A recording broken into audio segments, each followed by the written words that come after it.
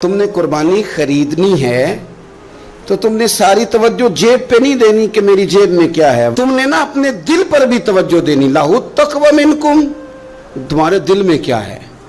جیب پہ صرف غور نہیں کرنی، دل پہ زیادہ غور کرنی. یہ جانور خریدتے وقت تمہارے باطن میں کیا تھا، تمہارے دل میں. تفاخر بھی تھوڑا سا بڑھ گیا ہے. اچھا جانور خریدنا بڑی اچھی بات ہے، لیکن دوسروں کو دکھانا کہ میں نے بڑا مہنگا لیا ہے، میں نے لاکھوں کا خریدا ہے، اور میں نے جناب اس پہ بڑا سرمایہ خرچ کیا ہے، اور پھر مختلف طریقوں سے اس چیز کو کھول کے لوگوں کے سامنے رکھنا کہ اوہ آپ کو پتہ ہے نا بڑے لوگ آتے ہیں مجھ سے گوشت لینے کے لیے، آپ کو پتہ ہے نا بہت سارے ملازمین ہیں، ڈھیر سارے لوگوں کی توجہ ہے، چھوٹے سے میرا کام نہیں چلتا لہٰذا میں بڑا ہی لیتا ہوں. تو یہ عاجزانہ جملے نہیں، ضرورت کے جملے نہیں، بلکہ یہ تفاخر ہے. اور یہ تفاخر اللہ کی بارگاہ میں پسندیدہ نہیں ہے. انتہائی عاجزی کے ساتھ، انتہائی خلوص کے ساتھ، شوق کے ساتھ جانور کو خریدا جائے. نبی کریم سید عالم صلی اللہ تعالیٰ علیہ وآلہ وسلم ارشاد فرماتے ہیں کہ 10 ذی الحج کو اللہ کی بارگاہ میں جو عمل سب سے زیادہ قبول ہے وہ خون بہانا ہے. وہ عمل آپ اس وقت کر رہے ہیں آج کے دن 10 ذی الحج کو جو اللہ کی بارگاہ میں سب سے پسندیدہ ہے. کس کی بارگاہ میں؟ یہ عمل اللہ کی بارگاہ میں سب سے زیادہ. دیکھنا تو اللہ کی طرف تھا، اس میں بندے کہاں سے آ گئے. ہمارے بزرگ تو فرمایا کرتے ہیں یہ بھی نہ کہو کہ بچے تنگ کر رہے ہیں تو میں بکرا لینے آ گیا ہوں، یہ بھی لفظ نہ کہو. بچے نے شور کیا تھا کہ سب لے آئے آپ نہیں لائے، یہ بھی نہ کہو.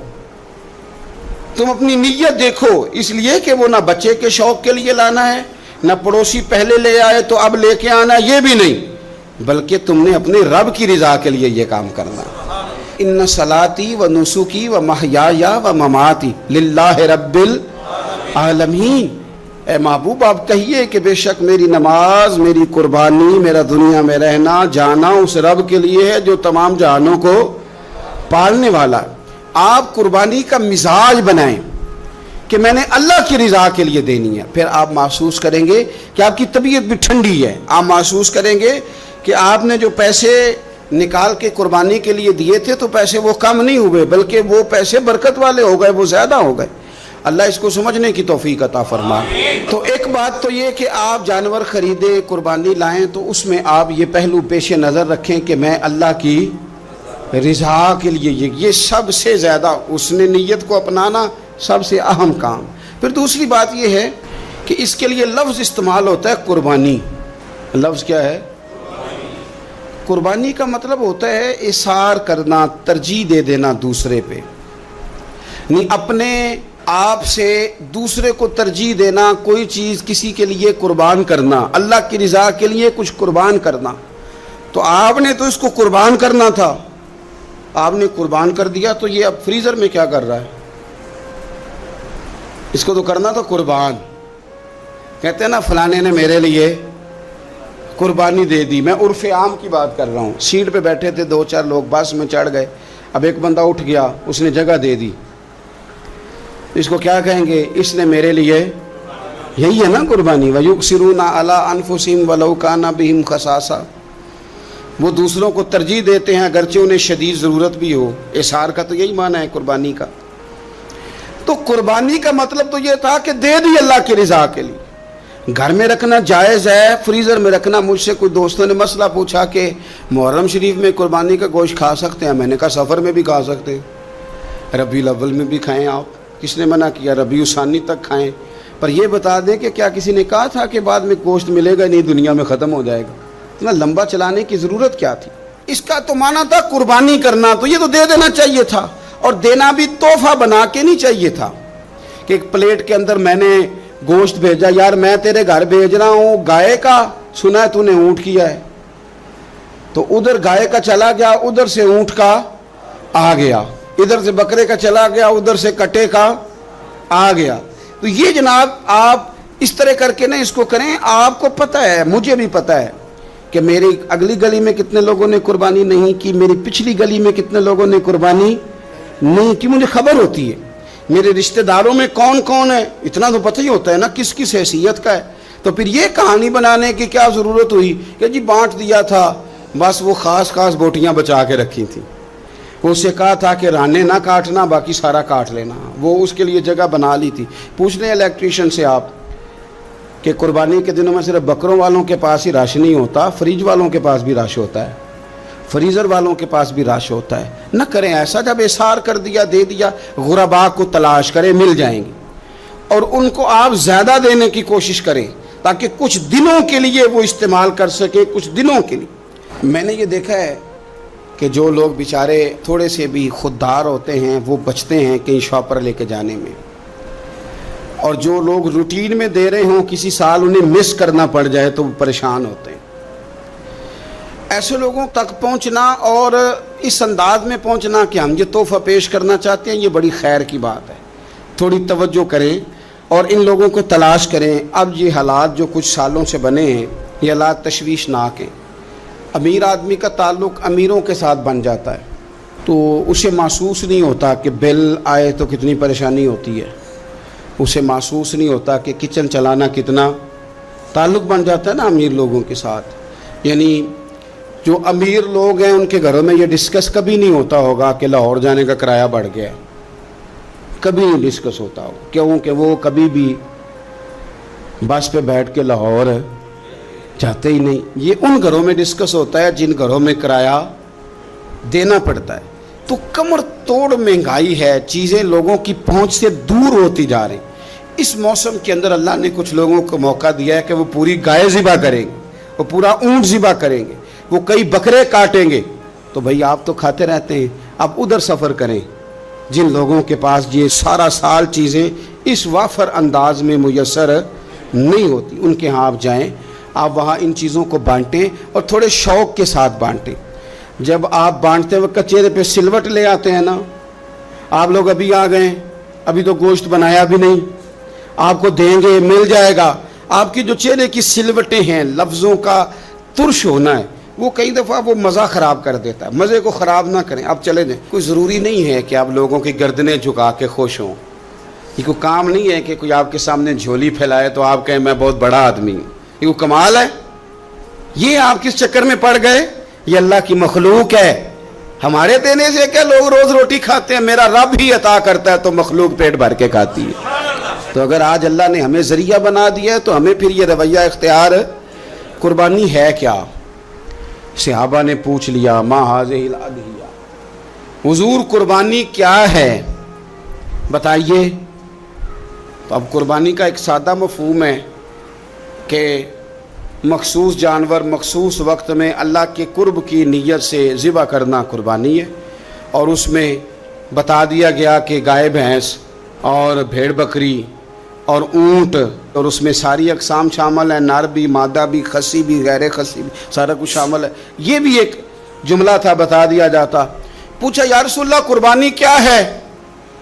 پتہ ہے حضور نے فلسفہ کیا بیان کیا؟ فرمایا سنتی ابیکم ابراہیم، یہ تمہارے باپ جناب ابراہیم کا طریقہ ہے، قربانی جناب ابراہیم کا یہ حضور نے بیان کیا۔ تو صحابہ نے عرض کی حضور طریقہ ہے حضرت ابراہیم کا، تو ہمیں کیا ملے گا؟ فرمایا ہر بال کے بدلے اللہ نیکی عطا فرمائے گا، جانور کے بدلے نہیں، جانور کے ہر۔ تو حضرت ابراہیم نے قربانی کیسے کی؟ قرآن مجید ہے اور سورہ صافات ہے، حضرت ابراہیم کی قربانی بھی قرآن نے بیان کی۔ بات کہاں سے شروع ہوئی؟ جناب ابراہیم نے دعا مانگی ربی حب لی من الصالحین، اے اللہ مجھے صالح بیٹا عطا فرما۔ اولاد کی طلب صرف ماں کو نہیں ہوتی، باپ کو بھی بڑی ہوتی ہے۔ یہ الگ بات ہے بچے سپورٹر ماں کے ہوتے ہیں، باپ کو بھی بڑی طلب ہوتی ہے۔ ربی حب لی من الصالحین، اللہ مجھے صالح اولاد عطا فرما، پہلے دعا مانگی۔ رب فرماتا فبشرناہ بغلام حلیم، ہم نے انہیں عقل مند بیٹے کی خوشخبری عطا فرمائی۔ انہوں نے صالح بیٹا مانگا، اللہ نے حلم والا بیٹا عطا کیا، بیٹا مل گیا۔ فلما بلغ معہ السعی، پھر جب بیٹا ان کے ساتھ کام کرنے کے قابل ہو گیا، بندہ رات کو تھکا ماندہ گھر آئے نا تو بیٹا تھوڑا سا بڑا ہو جائے تو اس کو چارپائی پہ لیٹا دے کے ابا بڑا راضی ہوتا ہے۔ چلے زیادہ शायरों ने शान अम्मा की लिखी हैं, इसमें शक कोई नहीं, उन्होंने नहीं अब्बा की तरफ तवज्जो दी, उनकी मर्जी है। तो ज़्यादा बातें अम्मा के हक में हुई, पर बाप और बेटे का प्यार, बेटे और बाप का प्यार, अगर ये आयतें कुरान पाक की कभी समझ में आ जाएं तो शायद इश्क की सारी दास्तानें ख़त्म हो जाएं। बेटा भी अपने बाप से बड़ा ही प्यार करता है, बाप भी अपने बेटे से बड़ा। ये दुआ हजरत इब्राहिम ने मांगी, या अल्लाह साले बेटा दे।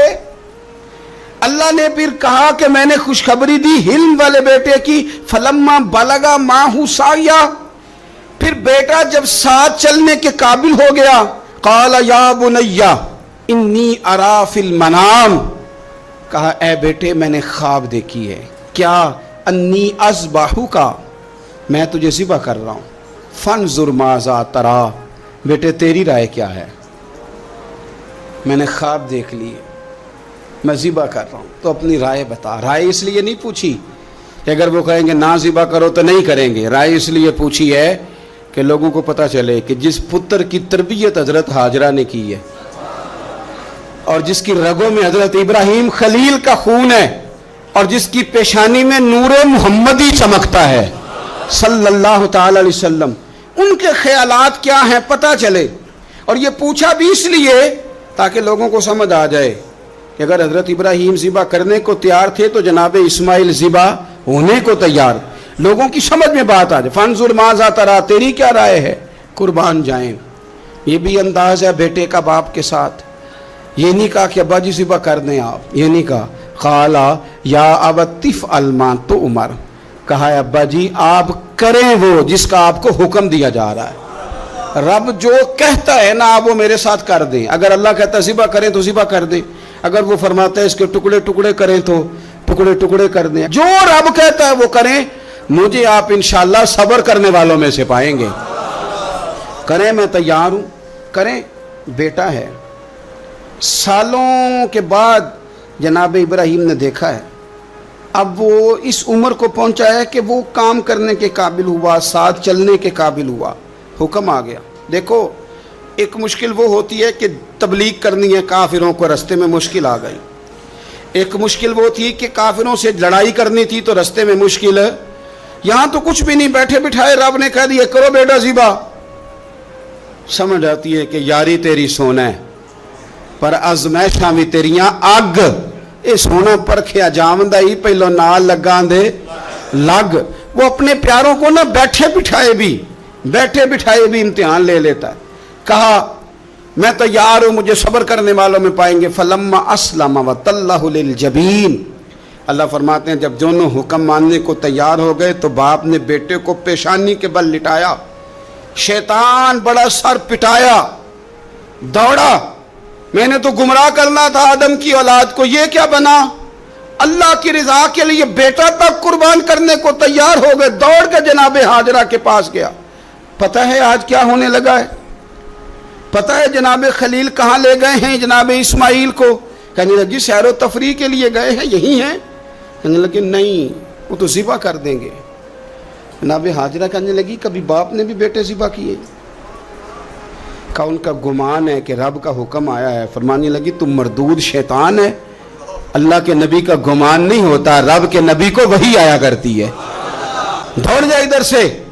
अगर मेरे मालिक ने मेरी गोद का पाला मांगा है तो एक इस्माइल है, काश मेरी गोद में हजारों होते, मैं एक एक करके सारे अपने रब के नाम पे कुर्बान कर दे। दौड़ के आया जनाब इस्माइल अलैहिस्सलाम। पता है आपके वालिद कहाँ ले जा रहे हैं? फरमाया यहीं सैर के लिए। कहने लगे नहीं,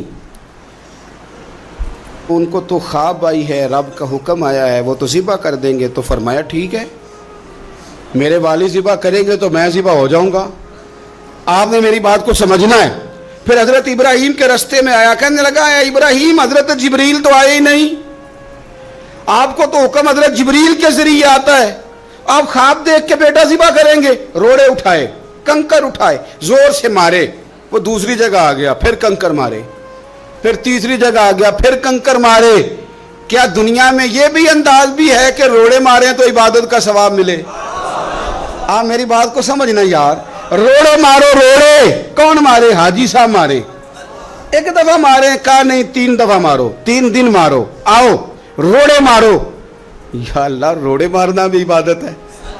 पत्थर मारे, कंकड़ मारे, फरमाया मारो ना, तुम्हें पता नहीं ना कि वो जायका कितना है जब मेरे खलील ने मेरी खातर रोड़े मारे थे, मेरी खातर रोड़े मारना भी इबादत करार दे दिया। सहाबा ने पूछा या रसूल अल्लाह, ये जो हम कंकड़ मारते हैं जमरात को, इसका भी सवाब है? फरमाया ये तो तुम्हें मिजान अमल में कयामत के दिन पता चलेगा ना अजर कितना है, ये तो तुम्हें तब पता चलेगा। रोड़े मारे हजरत इब्राहिम खलील ने, फलम्मा अस्लमा व तल्लहु लिल जबीन, दोनों तैयार हो गए। बाप ने बेटे को पेशानी के बल लिटाया। मुफस्सिरीन कहते हैं खुद कहा था जनाब इस्माइल ने, अब्बा जी सीधा लिटा के ज़िबा ना करना, हो सकता है चेहरा देखें तो आपसे छुरी ना चलाई जा सके, आंखों पे पट्टी बांध लो, मुझे उल्टा करके लिटा लो और मेरे हाथ पैर बांध लो। बेटे वो क्यों? कहा आप वालिदी नहीं, पैगंबर भी है, पैगंबर भी जद्दुल अंबिया अबुल अंबिया इब्राहिम खलील। ऐसा ना हो कि मैं मौत आते वक्त तड़पूं तो कुछ खून उड़े, तो मैं अल्लाह के नबी की बेअदबी नहीं करना चाहता, मुझे ज़रा बांध ले। बाप ने बेटे को बांधा, छुरी पकड़ ली और गर्दन पे चलाई। फलम्मा अस्लमा व तल्लहु लिल जबीन। आप कभी मज़ा तो ले इन आयतों का। दोनों तैयार हो गए। बाप ने बेटे को गर्दन के बल लिटा लिया। वनादैनाहु अन या इब्राहीम, रब फरमाते हैं हमने आवाज़ दी ए इब्राहीम। आप कभी देखे को बंदा काम कर रहा हो तो पीछे से को देखने वाला आवाज, ओ ठहरना ठहरना ठहरना, जरा मजा ले। वनादैनाहु अन या इब्राहीम, अल्लाह फरमाते हैं हमने आवाज़ दी ए इब्राहीम, कद सदक़त रुया, आपने तो ख्वाब सच कर दिखाया है। ए इब्राहीम आपने तो ख्वाब सच कर दिखाया। इन्ना कज़ालिका नजज़िल मुहसिनीन, हम इसी तरह नेकों को बदला देते हैं। इन्ना हाज़ा लहुवल बलाउल मुबीन, बेशक ये बड़ी आजमाइश थी, बेशक ये खुली आजमाइश थी। मैंने कहा था कुरान की आयतों का भी मज़ा लिया करें, ये खुली आजमाइश थी। जब आजमाइश लेने वाला कहता है आजमाइश खुली थी और देने वाले ने सच कर दिखाई, तो फिर हज़रत इब्राहीम की शान देखी ना कितनी बुलंद है। लेने वाला कहता है आजमाइश खुली थी। वफ़दैनाहु बिज़िब्हिन अज़ीम, और हमने उन्हें बचा लिया फिदिये में अजीम ज़बीहा देकर। अल्लाह ने ना फिर दुम्बा भेजा जन्नत से।